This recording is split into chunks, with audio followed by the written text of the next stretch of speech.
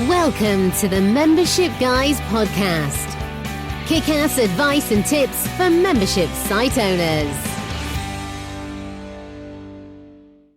What's up, everyone? Welcome to episode 243 of the Membership Guys podcast. I'm your host, Mike Morrison. Thank you so much for joining me this week. It's time once again for us to take a trip back into the archives and pick out some of the best, most useful, most topical, most popular episodes of the Membership Guys podcast from over the past 4 years now. Is it 4 years already? Wow, 5 years. Yeah, it's actually closer to 5 years. Oh my word. This is crazy. 240 plus episodes. Each and every one of them is, of course, incredible. But the downside of having such a large archive of content is that if you just discovered us a few weeks ago, or even a year or two ago, chances are there's quite a lot of insights and tips that you have missed from our earlier episodes. So a couple of times a year, we like to delve back into the vault and pick out 3 of either my favorite episodes or episodes where we've had great feedback, and then bring them back to your attention in the hopes that if you have previously missed it, then this gives you a chance to pick up some new insights. And even if you listen to it first time round, it can serve as a bit of a reminder of something that maybe you didn't get a chance to implement, or maybe when you heard the episode, it was too early in your journey. So we've got over the next few weeks some fantastic episodes from the archives that we know are going to help you out. Starting off this week with an episode all about how you can start a membership before you've grown your audience. So we're constantly banging the drum about how important it is to have an established audience before you build and launch a membership. However, for some people, the temptation to rush headfirst into getting their membership off the ground, it's just too strong to resist. The truth is that if you haven't built an audience that you can mobilize and monetize, an audience that you can actually spend some time talking to, researching, getting feedback and input from, then you're really going to find it an uphill struggle trying to get a membership off the ground. I know you're going to find this little trip back into the archives from the Membership Guys podcast useful. So without any further ado, here are 5 options for starting a membership before you've grown your audience. Lots of people have great ideas for memberships, but they don't have any sort of following, they don't have an email list, social media connections, or anything like that. And so when they're sitting there looking at this fantastic idea that they're desperate to push forward with, quite often they overlook the fact that they don't have that audience, they don't have that following, and they just assume that if they push forward with this amazing billion-dollar idea, then magically everything will just slot together. If that sounds like you, perhaps not quite as dramatically or pantomimey, but if that sort of situation sounds like a situation you're in, where you've got a great idea, but you just don't have a following, you don't have an audience, then I've got a little bit of bad news. Without an audience that you can truly call your own, that you can mobilize, that you can monetize, that are actively connected to you and want to hear what you've got to say, buy what you've got to sell, without any of that stuff, it's going to be an uphill struggle if you try to start a membership. And I'm sorry to say, a few hundred followers on Twitter and that one creepy guy who likes your Facebook photos at 2 a.m, they're just not going to cut it. I've said it time and time again, build it and they will come is not a valid strategy for your membership. So, what options do you have? That's what we're tackling in today's episode. What should you do if you desperately want to start a membership, you've got a fantastic idea, but you have no audience of your own to speak of? The first thing you should do is validate that an audience actually exists, that there are people out there who would potentially buy what you've got to sell. Make sure you've actually done your research, that you've proven that there's a buying market out there. So often we see people creating solutions to problems that simply don't exist. So think about where your idea actually came from. What prompted it? What was it based on? What gave you that inspiration? Did that just come into your head one day? Or was it based on observations in your market, stuff you've seen people complain about, problems that you've clearly identified desperately needed a solution? And did you actually speak to anyone in your target market about your idea? Your wife, husband, kids' school teacher, these guys don't count. These guys will lie to you. Did you talk to the right people? And if you did, what did they tell you? What did your market tell you? There's a big difference between having your own audience and having a market. You don't necessarily have your own portion of the market, but there needs to be a market actually there. And so if you've gone out to the market, you've talked to them, you've listened to them, did you actually pay attention to what they told you? Or are you just steamrolling ahead and ignoring the warning signs? On a scale of 1 to 10, how confident are you, truthfully? Not hopefully, not optimistically, without any self-delusion. How confident are you, truthfully, on a scale of 1 to 10, that there is an audience out there who will put their hand in their pocket and pay for your membership? You need to know that an audience exists. If you don't have an audience of your own, you don't have people on your email list, you don't have social media connections, people in a Facebook group, then you have to be certain that the reason for that isn't that the audience simply isn't there at all. It's one thing to have not assembled your own audience. It's another thing for that audience to simply be non-existent. So that is the very first thing that you should do if you're in that situation where you don't have an audience, you've just got an idea for a membership. Validate that there even is an audience. Okay, so validate that audience exists. Second thing that you could do is consider delaying working on your membership to instead focus on audience growth. So rather than running in headfirst to mapping out specifics of your site, building it, getting into the tech side, hiring web developers and all of that, rather than just diving into that side of things, seriously consider giving yourself 3 to 6 months to actually grow your audience first. Trust me, it'll pay you massive dividends. When we decided that we were moving away from running an agency where we'd been working hands-on, one-on-one with a select number of clients for years, when we decided to move away from that, we took stock of where things were in terms of our own audience. Now, our business was almost predominantly word of mouth. And we marketed our business in a lot of other traditional ways. We did a lot of business networking. There were a lot of client referrals and all of that sort of stuff. And that didn't quite translate over to a business that operated fully in the online space. So we didn't really have an audience for the membership guys when we decided to plant our flag in the sand as the membership guys. So we kind of threw out a lot of people who we had on our list because they just weren't the right people. So we were basically starting from scratch. And we gave ourselves a period of 3 months during which we went heavy. We went hardcore with content marketing, with lead generation, with building up our audience through our Facebook group, through the podcast, and that sort of stuff. We took the time, we waited, and we focused on audience growth first because we knew that without that audience in place, it was going to be an uphill struggle because we'd seen it happen before. We'd seen it happen in the agency. We'd seen it happen with other memberships. Take that time. Delay diving into actually building a membership site and instead focus on growing your audience. It will pay massive dividends. Now, building an audience, growing an audience, essentially there's 3 ways you can choose to do it. Build, borrow, or buy.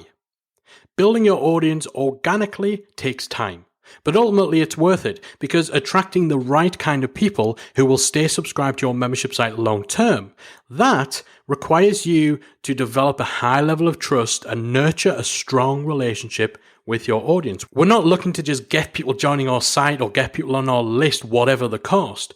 We need to attract good members who will stick around long term, and that needs trust and it needs a strong relationship. And one of the best ways of actually nurturing those things is with content marketing. But that is a very slow burn. Blogging, podcasting, video blogs, it takes time to grow and build that momentum. That doesn't mean not to do it, but that does reinforce the point that you may want to take 3 to 6 months to actually focus on this stuff, especially if you're building your audience organically over time. So start creating content that addresses your audience's biggest problems, their biggest questions. Do it as podcasts, do it as a blog, do it as a video, do Facebook Lives, create this content, and then offer people who are engaging with your content a lead magnet. So an ebook, a worksheet, a free course that helps them to get an actual result and digs deeper into the topic of your blog or your podcast. So this is used to entice people to join your email list. And once they're on your email list, you can start to develop that relationship even further. And then, of course, you have them on that list for when the time comes that you're building your membership and you obviously have that solution to sell to them. Now, all of this stuff does take time, but it does pay off. If you want to accelerate it, then look for ways in which you can turn your marketing into an event. So use things like free challenges. Run a 30-day challenge like we did. We did a 30-day membership challenge in which we took people step by step over a period of 30 days through planning, building and launching a membership. We used that for lead generation, and this massively accelerated our audience growth during that 3-month period that we gave ourselves. Use that sort of stuff that helps your marketing become an event, something that's real time, something that you need to engage with at the time, otherwise you'll miss it. Things like web summits are also a great way of doing that. Facebook live streams, webinars, those sorts of things. These can help you to accelerate that organic audience growth. So that's building your audience. Build, borrow, buy. Those are the 3 B's of audience growth. The second, borrow. This means borrowing someone else's audience. So an example of that would be using affiliates. So key people who have audiences of their own, perhaps they're micro influencers, so they have their own audience, their own following in specific topics. Maybe they're not the biggest names in the industry, but they have that thing that you don't have. And they're already doing the sort of content marketing that we're talking about. They're already blogging, they're already producing videos and so on. You can incentivize these guys to promote your membership to their audience, assuming that your membership is a good fit for their audience. Incentivize them to do that by paying out a percentage commission on all payments from all members they send your way. Now, when it comes to affiliates, quality is key. You only want members joining who are going to stay long term. And so choosing good quality, ethical affiliates who will promote your membership the way you want it to be promoted. They're not tricking, they're not misleading people into joining. And they're not just promoting your membership for the money. They want to promote it because they know that it's a good thing for their audience to be exposed to. So affiliates, that's a good way of borrowing someone else's audience. You can go further into that by teaming up with joint venture partnerships. So you do co-promotions. So you may approach some of the biggest names or huge influencers in your field and actually coordinate with them promotional activities like webinars and stuff like that. That goes a few steps further than a typical kind of affiliate arrangement. And of course, there's things like doing guest blogging, where you write blog content that goes on other people's sites, co-promotions on webinars, getting interviewed on other people's podcasts, taking part in other people's web summits, going to other people's memberships and delivering training for them. These are all ways of tapping into other people's audiences and leveraging those for your own membership site. So you can build your own audience, you could borrow someone else's audience, and that third option is to buy your audience. Now, I'm not talking about buying email lists or buying sales leads. That's really not my thing. Although, for certain, there are some industries where that's common practice. But honestly, it's not something I like personally, and it's not something that I've ever seen to be effective for memberships to the best of my memory. When I talk about buying your audience, essentially I'm talking about investing in advertising, Facebook ads, Google ads, and so on. Either directly promoting your membership or preferably advertising 1 or 2 absolutely killer pieces of content that people will click through to, they'll read, they'll watch, they'll sign up for your lead magnet and they'll get onto your email list. Or maybe you just want to pixel people. So for those unfamiliar with pixeling people on Facebook, basically this just means that Facebook take note of the fact someone has clicked a link to your blog, visited a page on your website, watched a video and so on. And then having taken note of who those people are, that then enables you to advertise just to those specific people later on. So you could even do a series of video ads in the build-up to your launch, and then at launch, run a separate ad that specifically promotes your membership, but only show it to people who actually watched those videos. Now, by no means am I a Facebook marketing expert. There are plenty of them out there. Throw a stone on the internet and you will find someone who can advise you on your Facebook ads. But that is the third option, buying your audience. Basically just spending money on advertising in order to speed all of this up. So those are the 3 core ways of growing an audience if you don't have one. Build it, borrow it, or buy it.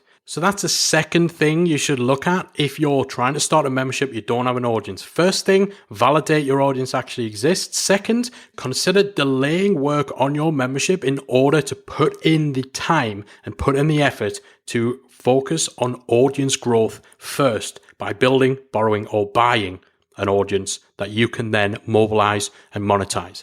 Third thing you might consider is starting with a bigger ticket product. So something that's actually more expensive than a membership and that caters to a small group of people. So rather than running in there straight away with a membership where the name of the game is just to get as many people as possible through the doors, you might actually want to start with a smaller, more exclusive, more highly priced offering. So for example, something like a coaching program where the people signing up, they get the sort of training and the sort of community support that you're planning to offer in your membership, but they also get you.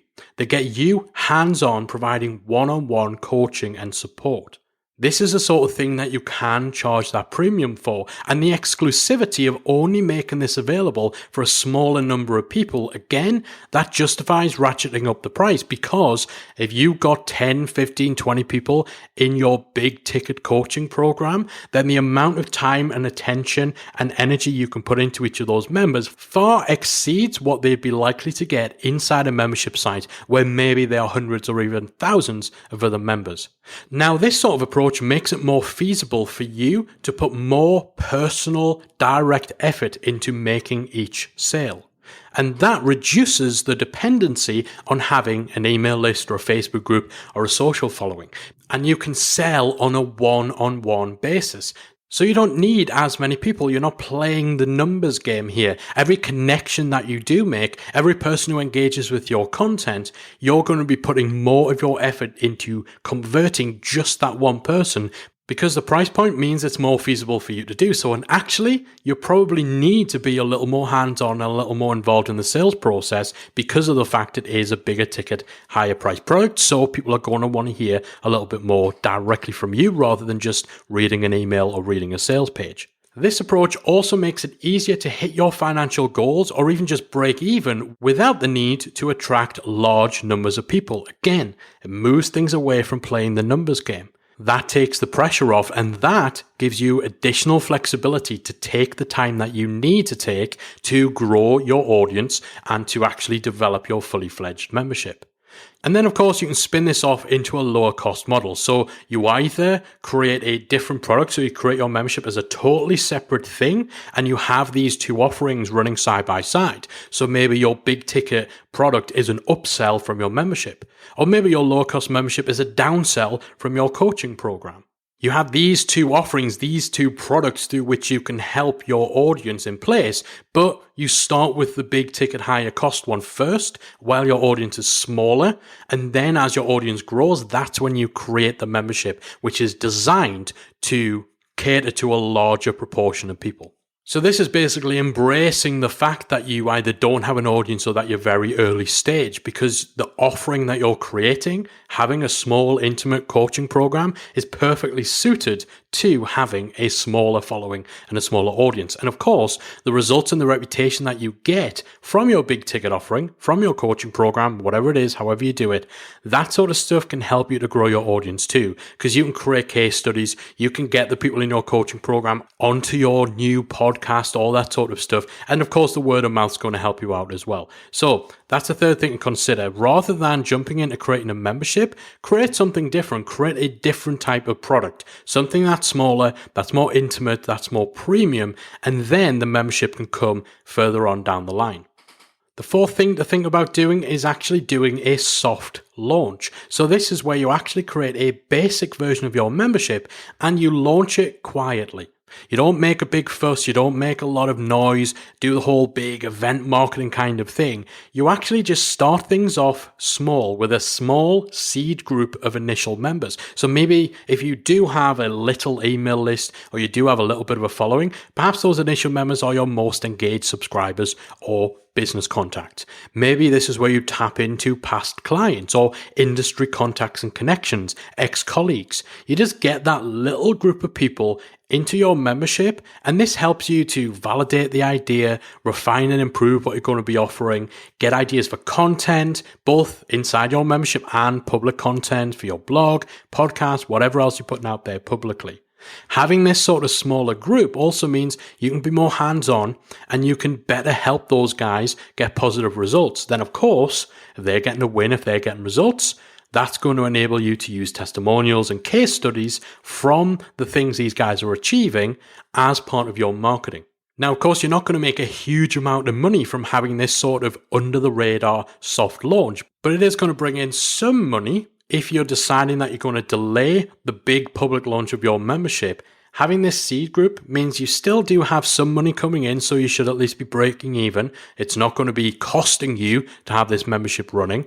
And you're also going to be getting the sort of input, the sort of feedback, and the sort of testing done by this small group that's going to make it far more likely that when you do open to the grand public, what you're bringing to market is actually better because it's had people in there kicking the tires, helping you refine things, helping you improve things. So that's the fourth option. Consider a soft launch of a basic early version of your membership. Do it under the radar. This will help you really fine tune and really zero in on the perfect way to run your membership. So when you do go to market, you make a huge impact, and also you've been able to cover your costs as you've been building your audience on the side as well. So the fifth and final thing you might want to consider is actually starting out with a free membership. So this is where you actually set up a membership site, but rather than it being a paid product with all of your courses and all of this all singing, all dancing content in there, you actually keep it quite basic and you use it predominantly for lead generation. So this does kind of kill two birds with one stone. It helps lead generation while also getting people to register for your membership site, getting them into your system so that later on when you do develop your paid membership, you can offer it to those guys as an upsell. Now, we've talked about basic lead generation from content marketing, writing a blog post, offering an ebook, maybe a video tutorial that digs deeper into the topic, and then giving that to people in exchange for them signing up to your email list. Now, that's tried and tested, that works, but rather than doing it that way, you could take all of those lead magnets, all those freebies, ebooks, PDFs, all that sort of stuff, and put them into a free membership area. So instead of opting into your email list, people sign up for a free membership. And all of those PDFs, all of that other stuff is accessible inside that membership site. Now, quite often we advise people to start free Facebook groups as part of their efforts to grow their audience. If you do that, then you can tie that in with the free membership area too. So what this does is it gets people over the first few hurdles. It gets people to register an account, log in, consume content, participate in a community. They start developing that relationship with you, building that trust so that when you have your paid membership offering created, you've got these people in exactly the right place to encourage them to take the next step. And of course, having this sort of free membership is going to be hugely compelling as a freebie too, because it's so much more value than just another ebook, just another PDF. Now, of course, the trick here is to not make it so valuable that people have no incentive to join your paid membership when you finally launch it. You want to have very little personal direct involvement inside the membership too. You can't be as accessible in there as you're going to be inside your paid membership. But with a little bit of thought, you can get that balance right. And again, you could do this just as a temporary thing.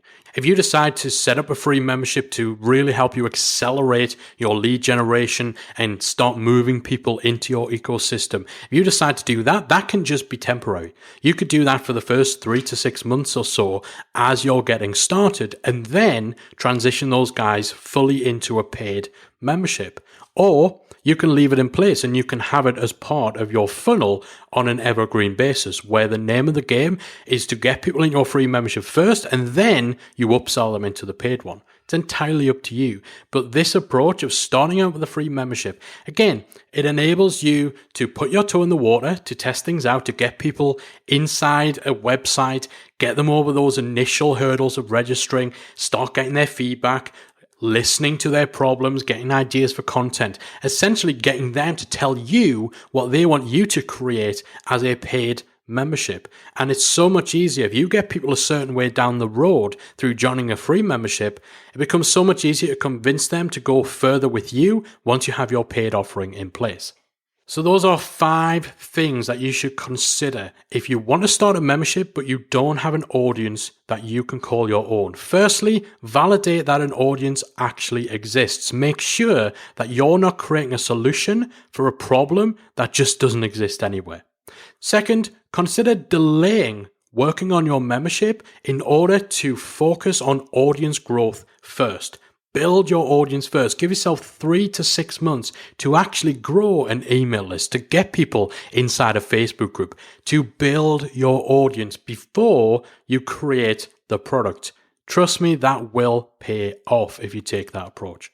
Third thing to consider is starting out with a product that caters to a smaller number of people. Something that's intimate, something that you can charge more for, and something that can be a starting point where you can then spin off a membership either as an evolution of that small intimate program or as an additional product, and then you work the two against each other, upselling to one, downselling to the other. Fourth thing to consider is doing a soft launch of your membership. Launch it under the radar, get a small intimate group of people in there first, your connections, your ex-colleagues, your old clients. So you have some money coming in, you're getting feedback, you're refining your product. It's giving you time to build your audience on the side as well, so that all the pieces are coming into place ready for you to actually make your big public launch far more effective. And finally, maybe consider starting out with a free membership site. If you're determined to build a membership, think about creating a free one first to accelerate your lead generation and to get people into an ecosystem, into an environment that you control, where it then becomes easier to attempt to convert those guys to fully paid members once your finished membership product is available. All right, that is it for this week and for our first little foray into the Membership Guys Vault. The next couple of weeks, we've got 2 more fantastic hand-picked episodes from years gone by that I know you guys are going to find useful. Next week, we're going to be talking all about how to niche down, or for the Americans amongst you, niche down. There's a lot of the niche stuff going on in that episode. So we're talking about whether you need to niche down, and if so, how you can go about doing that. And then the week after that, we're going to be talking about how you can prevent hit and run members. So members who join your membership, download everything in the first day and then cancel. That's a topic that I know a lot of people worry about. A lot of people struggle in figuring out how to deal with it. We're going to talk about that in a couple of weeks' time as well. So 3 fantastic episodes from the Membership Guys archives. Hopefully you've enjoyed the first installment from the Vault. I'll be back again next week with another episode of the Membership Guys podcast. If you enjoyed this week's episode of the Membership Guys podcast, we invite you to check out membershipacademy.com. The Membership Academy is the essential resource for anyone at any stage of starting, growing, and running a membership website. Whether you're still trying to figure out what your idea is going to be, or whether your website is already up and running and you're just looking for ways to grow it and attract new members, then the Membership Academy can help you to get to the next level. With our extensive course library, monthly training, exclusive member-only discounts, perks and tools, and a supportive, active community to help you along the way with feedback, encouragement and advice, the Membership Academy is the perfect place to be for anyone looking to start, manage and grow a successful membership website. Check it out at membershipacademy.com.